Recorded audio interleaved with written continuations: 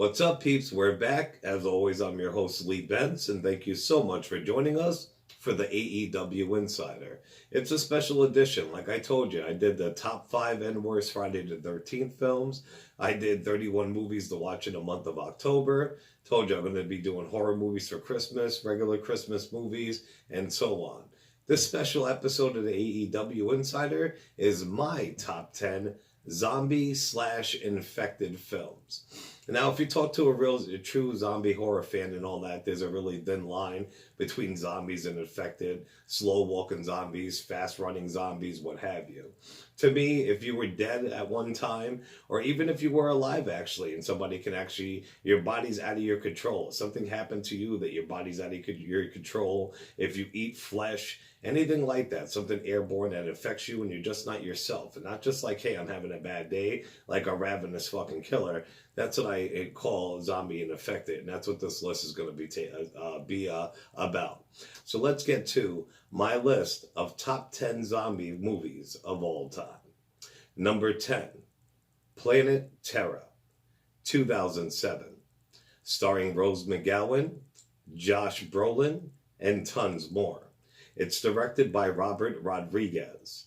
It was actually part of a Grindhouse. Well, the movie was called Grindhouse. Back in like the 60s and 70s, what have you, they used to have double features. They were called a Grindhouse. You can go and you would see 2 movies, but they were like really, really risque or horror movies, what have you. So back in 2007, when they released this movie, Quentin Tarantino and Robert Rodriguez are fans of Grindhouse movies. So they legit made a movie that it was one movie, but it had 2 movies in the movie. So Robert Rodriguez did Planet Terror, and Quentin Tarantino actually did Death Proof. Planet Terror was far superior than Death Proof, but since Quentin had a bigger name, Planet Terror plays first, and then Death Proof. And if you watched the movies like I did, I actually went opening either Friday or Saturday to see it with my homegirl, Kat. If you've seen it in the movie theater, they played Planet Terror first and then Death Proof second, and it totally slowed down the pace of the movie. Planet Terror should have definitely been second in the Grindhouse movie. What was I going to say? You got to check it out if you haven't. It's on DVD now. They actually have mock coming attractions of horror movies, like in between the movies, like Eli Roth's Thanksgiving, what have you. Anyway, I'm rambling on. Let's get to this movie. This movie kicks ass. I always say that it's amazing and kicks ass, what have you. What it's about, it's an ordinary evening in a small Texas town. The town becomes a grisly nightmare when a horde of flesh-eating zombie goes on a prowl. Rose McGowan, her name is Cherry, she's a go-go dancer, and her ex-lover band together with other survivors in a no-holds-barred effort to escape the carnage. The odds become a bit more even when Cherry, who lost her leg to a hungry ghoul, gets a machine gun appendage and lets the bullets fly. So this movie, as crazy as it sounds, it's over the top. She's a stripper. One of her last big movies she got to do before her career went in the toilet. And like it says, you know what I mean? Zombies invade this town. There's the military in it. Fergie from the Black Eyed Peas makes an appearance. But if you're looking for a goofy but gory, like really, really cool movie, check it out. It's got Bruce Willis in it. Quentin Tarantino stars in it. Planet Terror definitely kicks ass and it's underrated. So that's my number 10.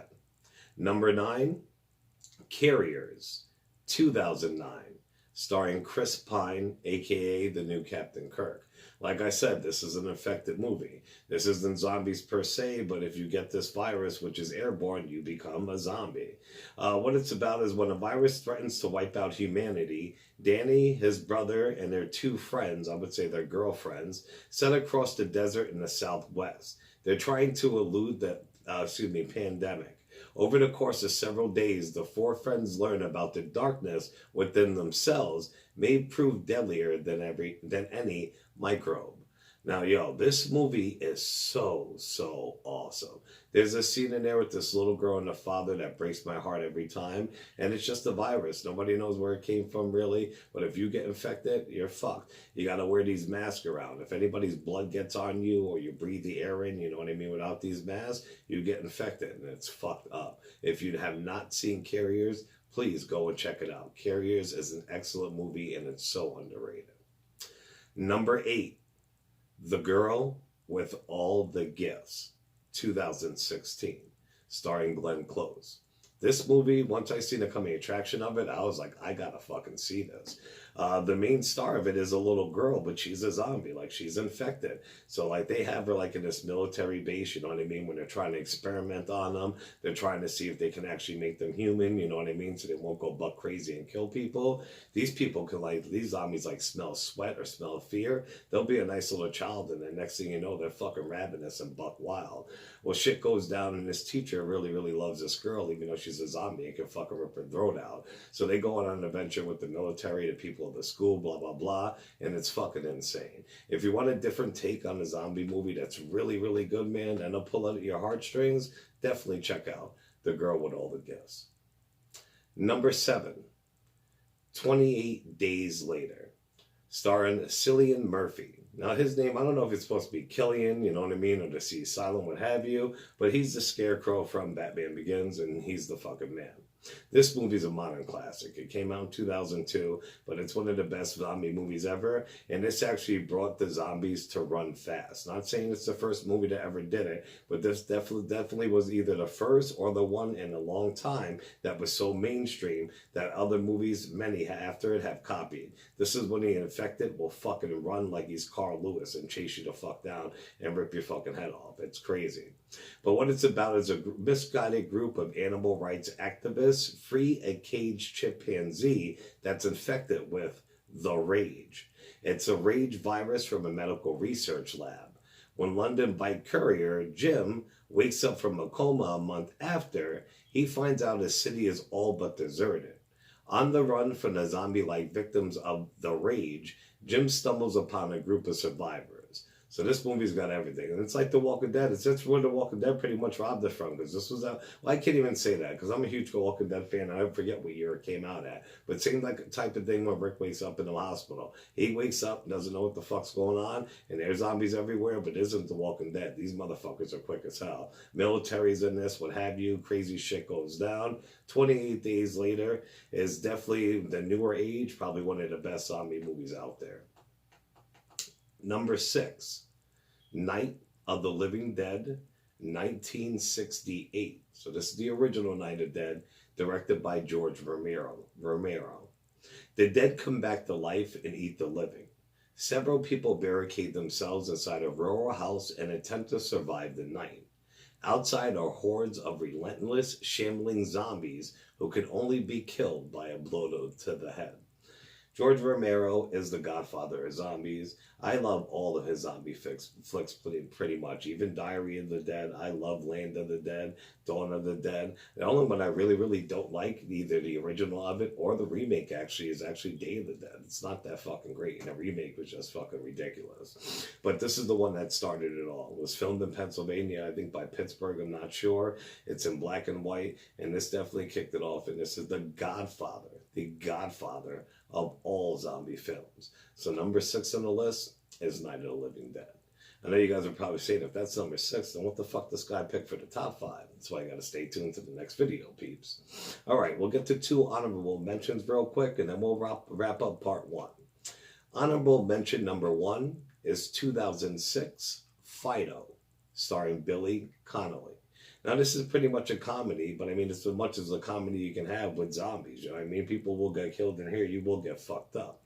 But what it's about is that a cloud of space dust causes the dead to rise as ravenous zombies.